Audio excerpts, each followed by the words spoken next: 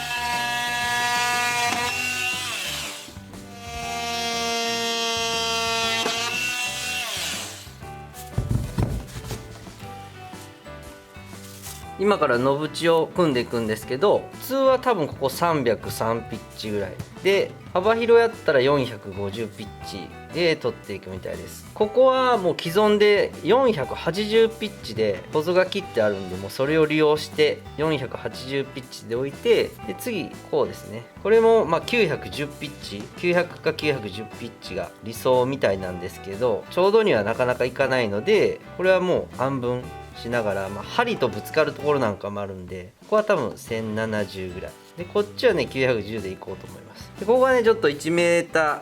ちょっとなるんですけどね、強度としていけると思います。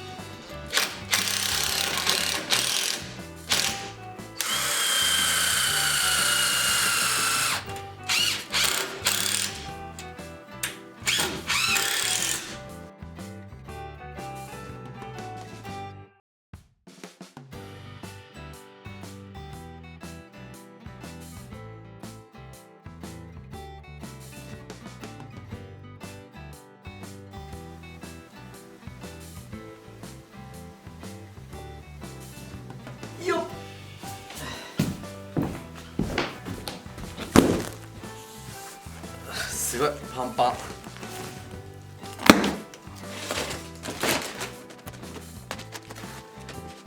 あ、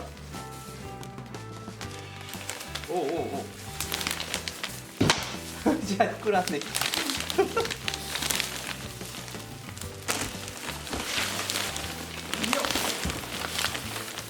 お、すごいすごい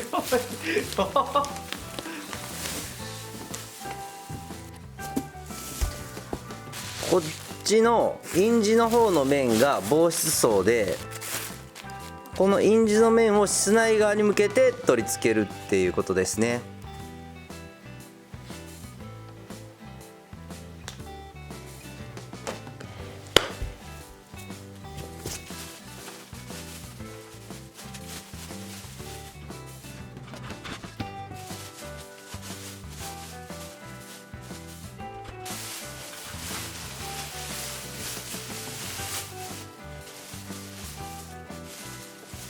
この耳の部分なんですけど、約200ピッチでステープル止めしてくださいってこう書いてますね。ちゃんと矢印言ってます。ステープルっていうのがこういうやつですね。こういうなんかホッチキスみたいなバジーンとね止めれるものです。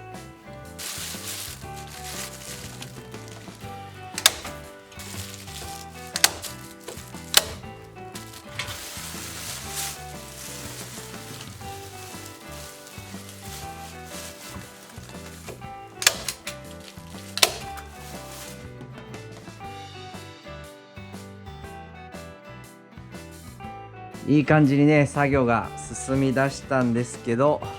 裏表間違えた。地獄の後戻り作業ですね。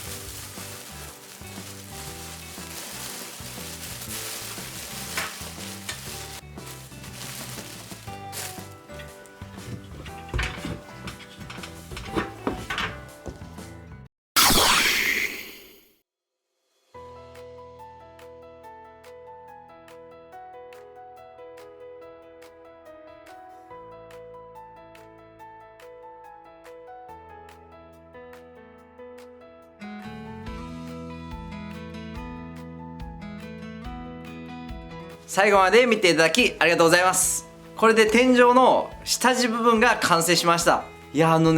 ブチをしてる時の作業感とこのグラスウール断熱材を入れた後がむちゃくちゃ違いすぎて、やっぱこれ熱いですね。多分これ効果出ると思います。今日はねちょっと暑いのもあるんですけどね、それにしても暑かったんで、きっと暖かい部屋がね一つ仕上がってくれるんじゃないかという感触をね感じました。で次は下地できたんで、いよいよこの天井のねため板を張っていくんで、次回もぜひぜひご視聴してみてください。それでは。